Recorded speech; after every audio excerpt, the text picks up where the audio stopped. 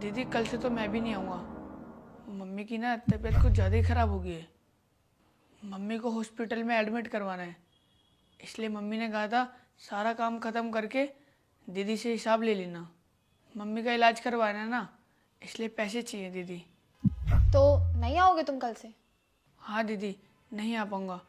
Mummy की तबीयत कुछ ज़्यादा ही सीरियस है। बेटा मैं तुम्हारी मम्मी का हिसाब तो कर देती, पर मुझे पता ही नहीं है तुम्हारी मम्मी का हिसाब हुआ कितना है, तो मैं करूँ कैसे? दीदी आप उसकी टेंशन मत लीजिए, मुझे सारा हिसाब याद है। अच्छा, ये तो अच्छी बात है। तुम्हें अपनी मम्मी का सारा हिसाब मालूम है। बेटा तुम्हें पता भी है 3 महीने से तुम्हारी मम्मी की सैलरी पेंडिंग है। 3 महीने का हिसाब है उनका। कैसे पता है तुम्हें? हाँ दीदी, मम्मी ने कितने दिनों में कितनी छुट्टी करी है सब याद है मुझे। अच्छा।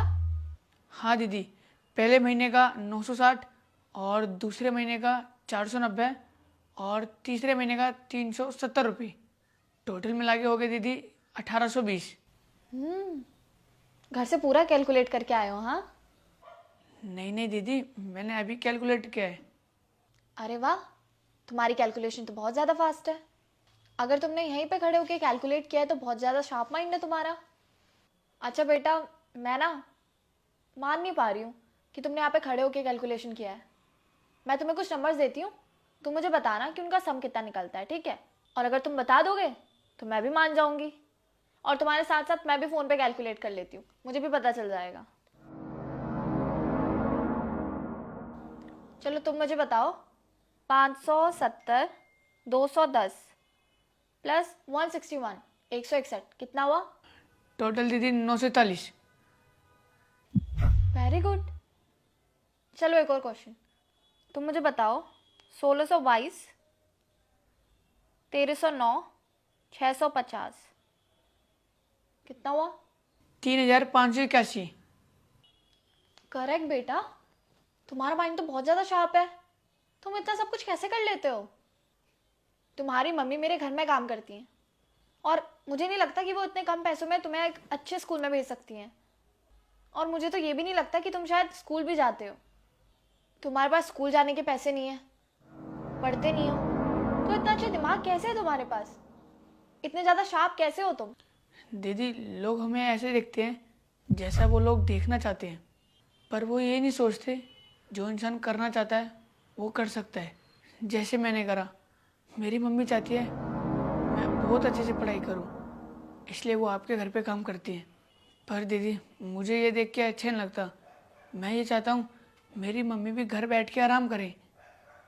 पर दीदी पापा के गुजरने के बाद मम्मी को अकेले ही घर संभालना पड़ता है।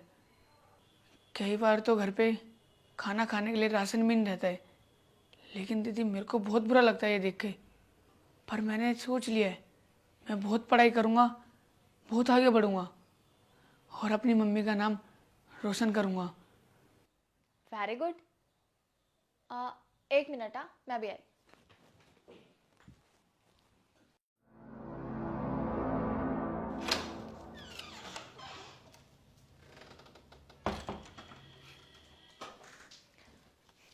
ये लो बेटा, इसमें ना कुछ पैसे हैं और तुम्हारी मम्मी का हिसाब भी है।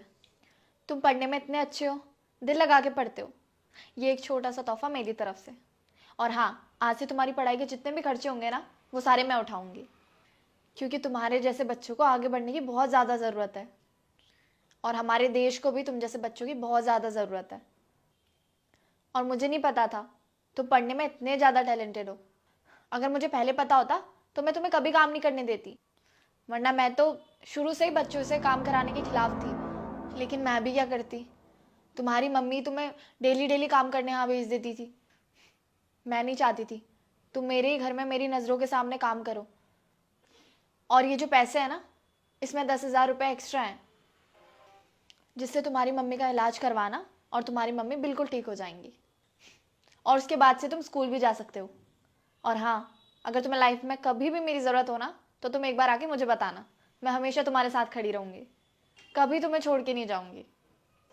थैंक यू दीदी, आप ना बहुत अच्छे हो।